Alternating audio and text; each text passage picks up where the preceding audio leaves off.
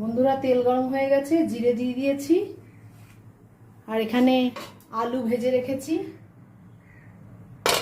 বুঝতেই পারছো। এবার পেঁয়াজটা দিয়ে দেবো।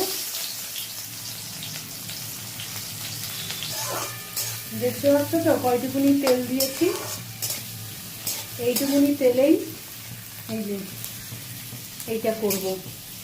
মাংসটাও অল্প, আর যা গরম পড়েছে এই জন্য একদম পাতলা করে ঝোল করব, কষা কষা করবো না। আর তেলও বেশি দিইনি, তেল মশলাটাও কম দিয়ে হালকা করে করব।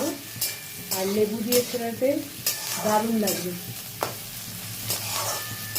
দেখ আমি করছি কেমন করে, দেখতে থাকো।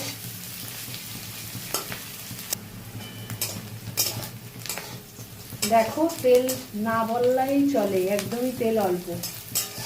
এত কম তেল দিয়ে রান্না করি না, কিন্তু যা গরম পড়েছে অল্প তেলেই রান্না খাওয়াই ভালো। বেশি তেলে গরম হেবি কষ্ট হবে। এবার মশলাটা দিয়ে দিলাম।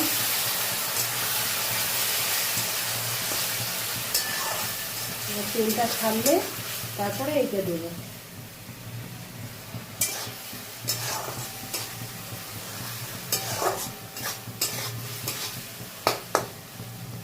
কম তেলে রান্না করলে এই জোরে মানে দিলে আগুনটা মশলা পুড়ে যেতে পারে, তাই আমি একটু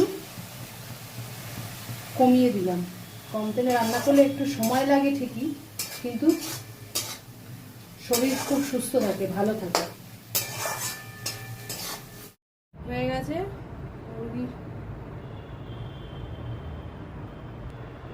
হালকা পাতলা মাংসের ঝোল তৈরি।